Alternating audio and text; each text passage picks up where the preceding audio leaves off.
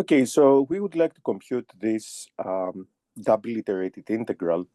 Obviously, there was a double integral behind it, and someone came up with this double iterated integral by choosing to integrate first with respect to x, then with respect to y, resulting in this double iterated integral. Well, obviously, the first integration, in other words, finding an antiderivative of 5 to the x cubed with respect to x, is impossible in the sense that we don't have a name for the antiderivative of this function. And it's almost impossible to proceed at least at the level of the first integral. So what we will do is try to change the order of integration, meaning try to first recover the double integral from which this double iterated integral came, which amounts to determining the domain of integration. And then we will try to go first with respect to y, then with respect to x, see if we can get something which is doable in a straightforward way. So let's see. Here, since we integrate first with respect to x, then with respect to y, we have to think of the left boundary,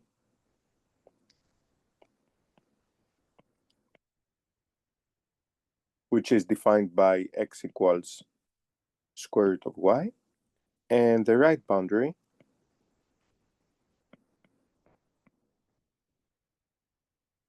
which is x equals 2. So in other words, if we sketch this, x equals y is the same as y equals x squared, so that's the parabola. And we go all the way to, let's say 2, and our integration takes place somewhere in here. And if we want to see, if we check the vertical range of the integration, which is from 0 to 4, then we understand that it's really this full region between the graph of y equals x squared, the x-axis, and the line x equals 2. So that's the region of integration. Now that we have the region of integration, we can reverse the order of integration. So the integrand remains the same. We want to go with respect to y. And in this case, we have a lower boundary,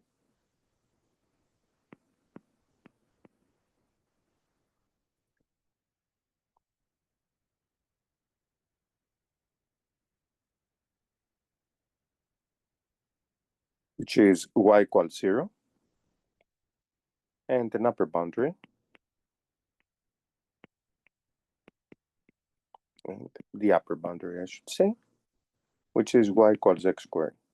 So this integral will be from 0 to x squared, and dx, the horizontal range of all these integrations, of all these vertical integrations, will be from 0 to 2. So in other words, at first, we integrate over vertical segments, like so, and then we integrate over the horizontal range of all these vertical segments going from 0 to 2. So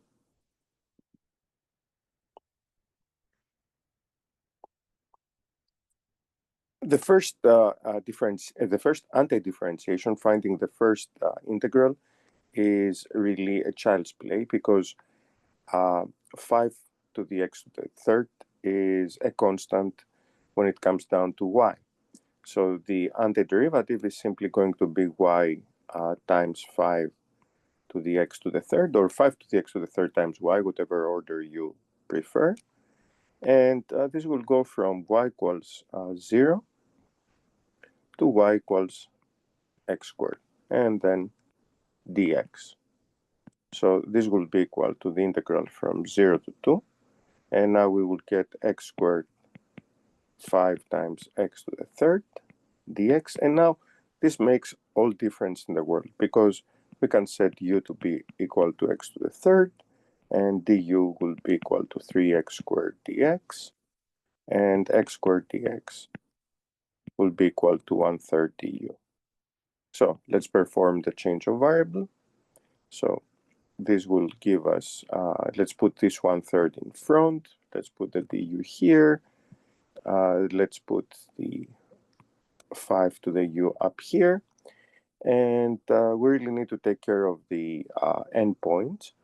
Remember that for the endpoints, remember the formula of changing the variable of substitution. In other words, if you have the integral from a to b of f of g of x, g prime of x dx, and you want to apply the substitution u is equal to g of x, giving du is equal to g prime of x dx, then that will take you to g of a,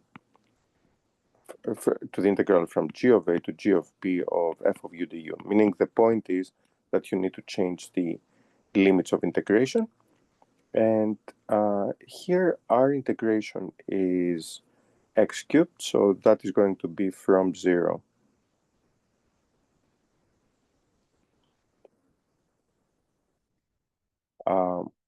all the way to 8. And now we need to find the antiderivative of 5 to the u, and this is 5 to the u over ln 5 from 0 to 8.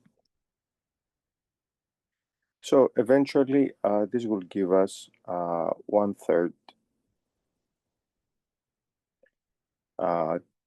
times ln of 5. We can take it as a, and here we have 5 to the 8 minus 5 to the 0, which is 1. If we want, we can find 5 to the 8, what is it? 5 to the 4th is 625. 625 squared is